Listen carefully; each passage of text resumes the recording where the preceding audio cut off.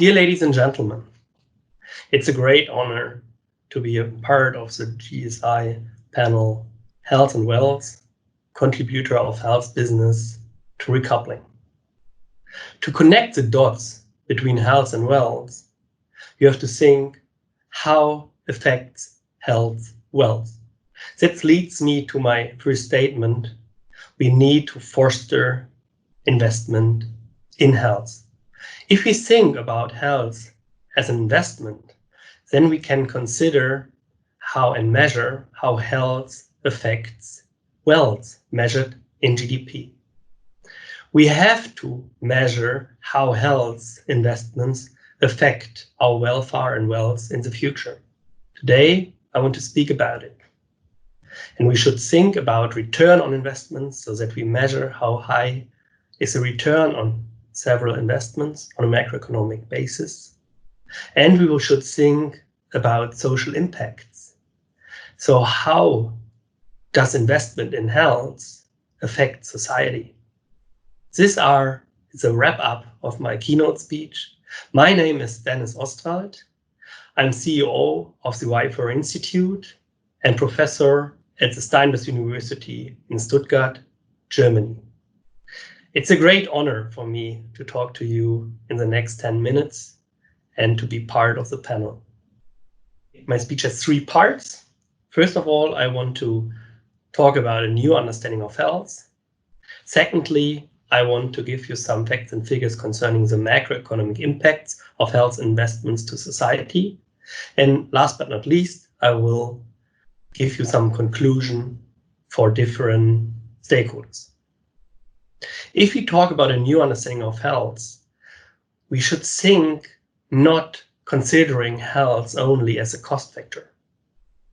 We should think about health and health investments as a driver of growth, employment, innovation, wealth, and last but not least, health.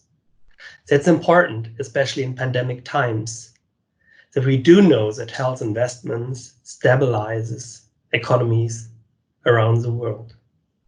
If you want to do so, then you have to consider that you should take health expenditures as an impact, but you have to reduce it by all the costs the health businesses are paying for their suppliers, so-called intermediate consumption. So if you consider health expenditures as sales minus the intermediate consumption, you reach the gross value added of every participant along the value chain of care. And if you measure the gross value added of all the participants along the value chain of care, then this is the contribution to the local and national GDP. Have you ever thought about comparing education and health? That's the driver of my motivation. Everyone in the world thinks that education is a smart investment. It creates prosperity, welfare, job opportunities.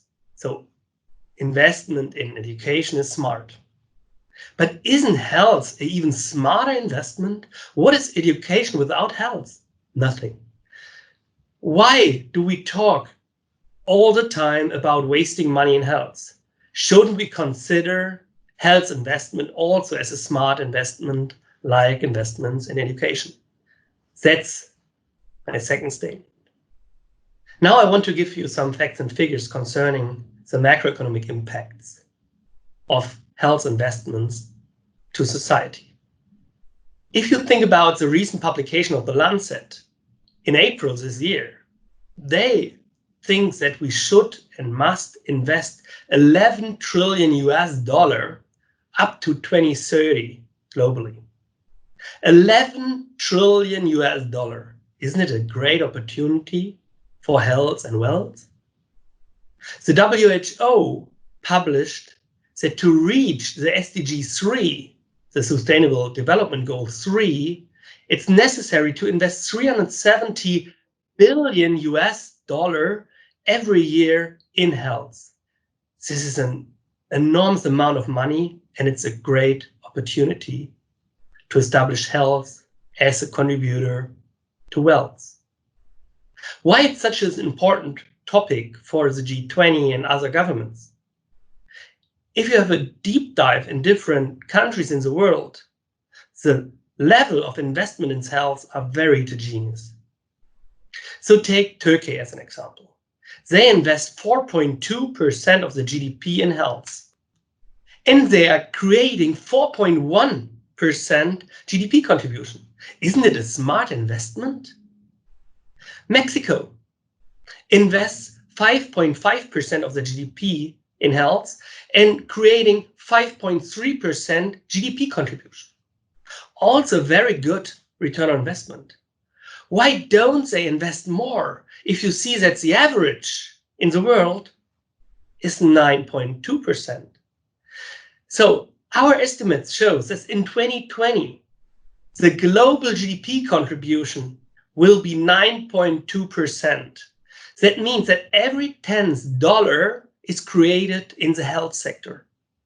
That's a contributor to wealth, right? And so let me conclude my speech.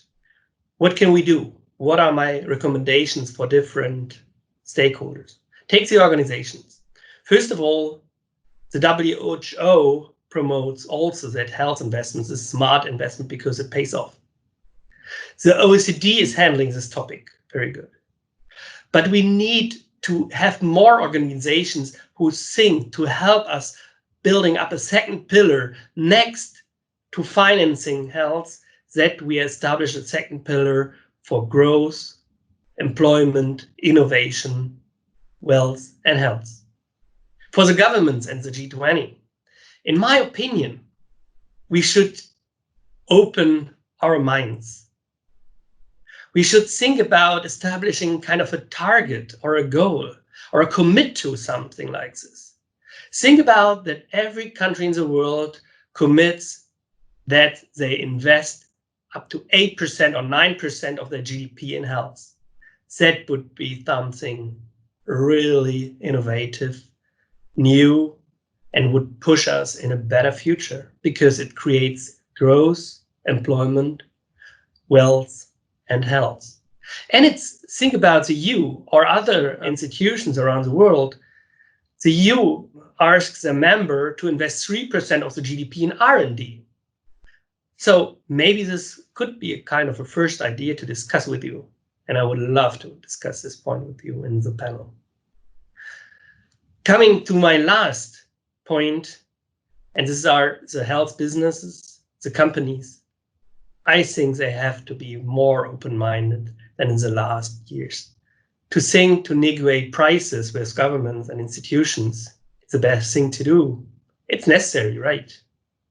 But in my opinion, the companies should be much more transparent about what value do they create with their services, therapies, devices, and drugs.